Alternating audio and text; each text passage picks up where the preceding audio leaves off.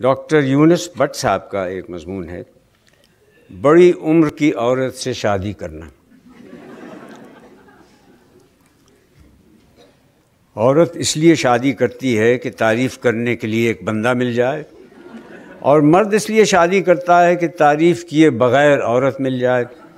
ویسے گھر کو جنت بنانے کے لیے شادی ضروری ہے۔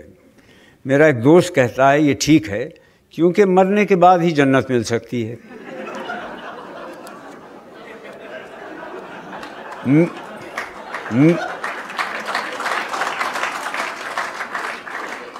میرے خیال میں تو کمارا احمق ہوتا ہے، لیکن میرا دوست کہتا ہے کہ کمارا احمق ہوتا ہے مگر اسے اپنے احمق ہونے کا پتہ تب چلتا ہے جب وہ شادی کرتا ہے۔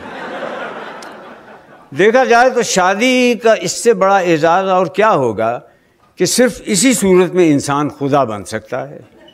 اسے شاید مجازی خدا کہتے ہیں، اس لیے ہیں کہ وہ بھی خدا کی طرح سنتا تو سب ہے، بلکہ ہر وقت سنتا ہے لیکن بولتا نہیں۔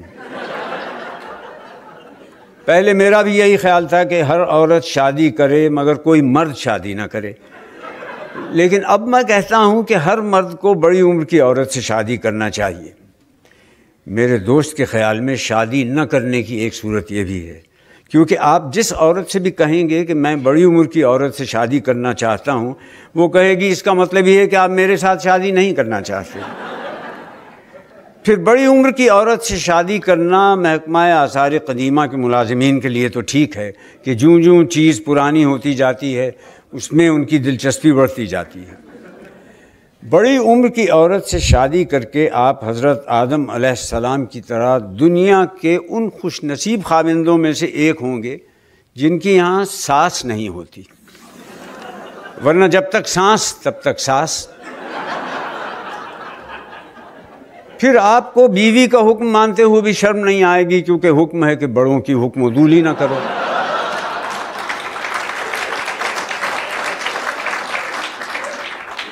لڑکے بالے جب جوانی میں بے قابو ہو جاتے ہیں تو بڑے بوڑھوں کے پاس ان کا یہی علاج رہ جاتا ہے کہ ان کی شادی کر دیں۔ گویا ہمارے ہاں شادی علاج جوانی ہے۔ دنیا کی وہ عورت جسے آپ ساری زندگی متاثر نہیں کر سکتے وہ بیوی ہے، اور وہ عورت جسے آپ چند منٹوں میں متاثر کر سکتے ہیں وہ بھی بیوی ہے، مگر کسی دوسرے کی۔ بیوی کی خوبیاں تلاش کرنا ایسا ہی ہے جیسے اپنی خامیاں تلاش کرنا۔ بندہ اس لیے شادی کرتا ہے کہ سکون سے رہے، جو شادی نہیں کرتے وہ بھی اسی لیے شادی نہیں کرتے۔ شادی وہ عمل ہے جس میں دو لوگ مل کر اس طرح رہتے ہیں کہ ایک دوسرے کو رہنے نہیں دیتے۔ ویسے شاعروں کو ضرور شادی کرنی چاہیے۔ اگر بیوی اچھی مل گئی تو زندگی اچھی ہو جائے گی، بیوی اچھی نہ ملی تو شاعری تو اچھی ہو جائے گی۔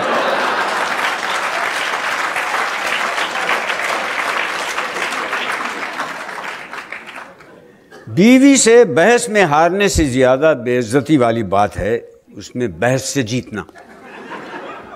وہ خاوند کو تکلیف اور مصیبت میں نہیں دیکھ سکتی، اسی لیے وہ اس کے رنڈوا ہونے کی دعا نہیں مانگے گی، اپنا بیوہ ہونا قبول کر لے گی۔